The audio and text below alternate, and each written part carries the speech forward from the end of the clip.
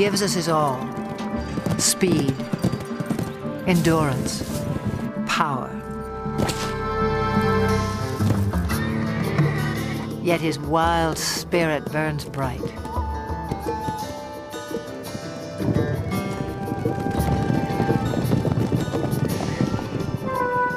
Spark of ancient myth, pride of king and conqueror. He was the backbone of civilization.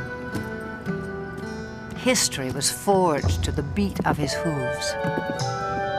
Even now, he still lays claim to the heart, with all the bold beauty that is the horse.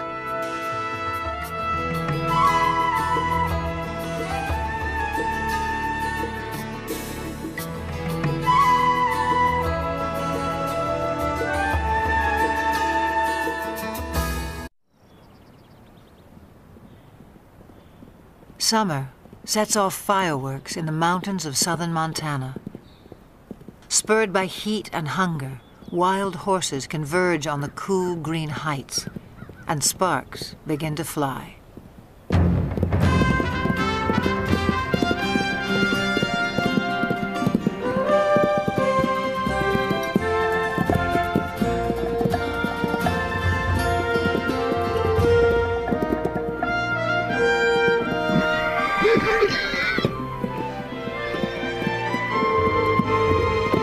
Stallions spar and court young mares in a drama as old as the hills.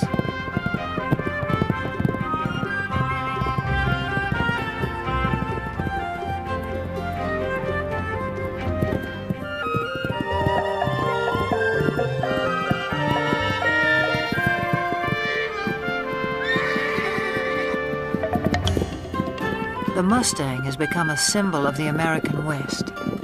But some say he's a newcomer to these parts, even a trespasser. The truth is tangled in the long and winding history of his kind. It began some 60 million years ago in the forests of North America. Living on leaves, a creature the size of a fox walks the underbrush on padded toes. In time, forests give way to grassy plains. Legs grow long and toes become nimble hooves in a body built for speed. About 1 million years ago, the first true horses spread across land bridges to Asia and Europe. Their numbers swell, then slowly decline, perhaps due to climate change or the impact of a two-legged predator.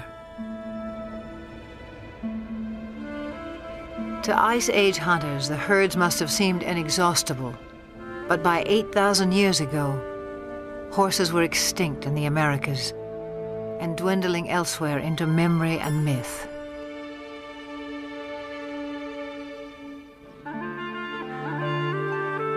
Then somewhere on the steppes of Eurasia, at least 4,000 years ago, the horse inspired someone as more than just a meal.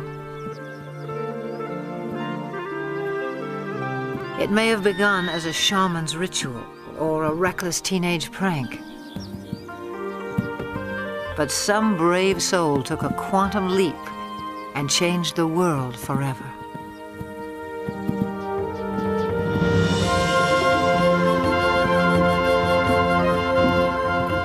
The horse utterly changed our sense of distance and speed. He carried us forward in space and time and made our world smaller. Great equestrian cultures arose and thundered across antiquity. Today, most have vanished, but here on the steppes of Mongolia, little has changed since the time when the horse became a way of life. Nomads still measure their wealth in livestock and move vast herds with the seasons.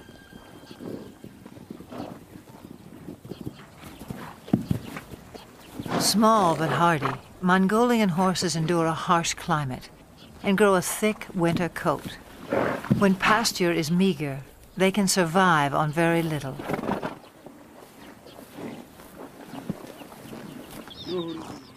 Mongolian nomads also herd sheep, goats, and cows, but horses are their greatest pride. Revered, they are largely reserved for riding, and one other important role. Mongolia's national drink, called arak, is fermented mare's milk. Life in the saddle begins early, in keeping with a local proverb. A Mongolian without a horse is like a bird without wings.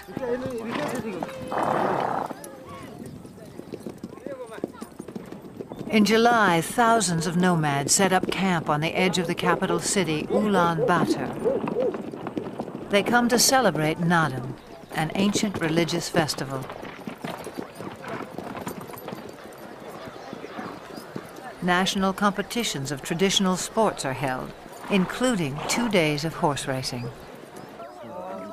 One of the country's top horse breeders, Hang Medik, traveled over a week to take part in what will be his 30th Naadam. From a herd of 400 head, he has brought his 12 fastest horses. Also in tow are his grandchildren. For good reason. Riders must be under 12 to compete at Naadam. Training, however, is no child's play. It's what Hang Medik lives for.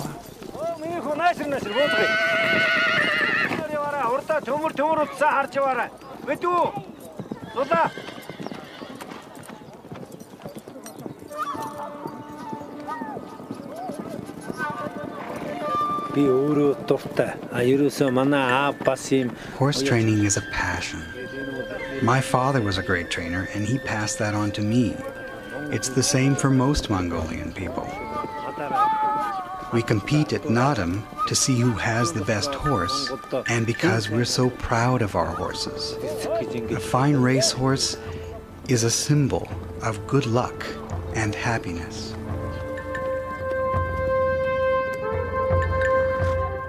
On the day of the first race, preparations begin at dawn. Hats and bright silks will help families spot their little jockeys at a distance.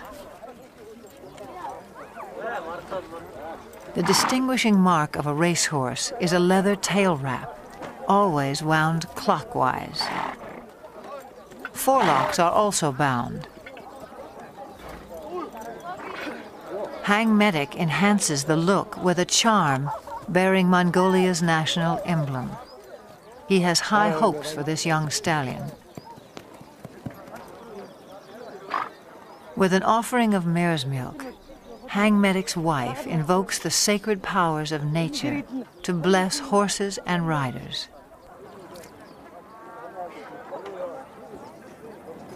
A circle of incense purifies. A drop of arak protects from harm.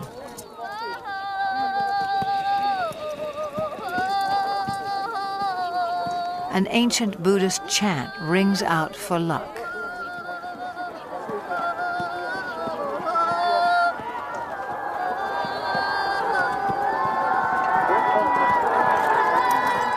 Some 500 riders will compete in the first race.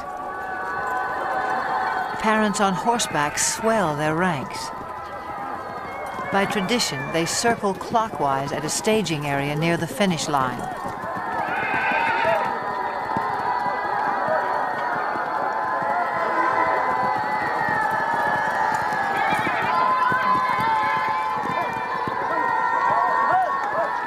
But the running of the race is not yet at hand. The starting point lies more than 15 miles away in the open steppe. To reach that point at a walk will take the racers some 3 hours, which leaves time to kill for everyone else. Nomads like Hang Medik take the moment to catch up with old friends and trading partners.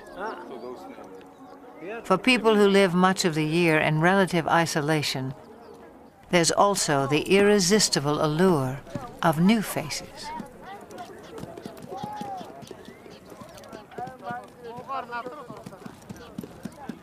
For now, small talk belies the drama that's erupting miles away.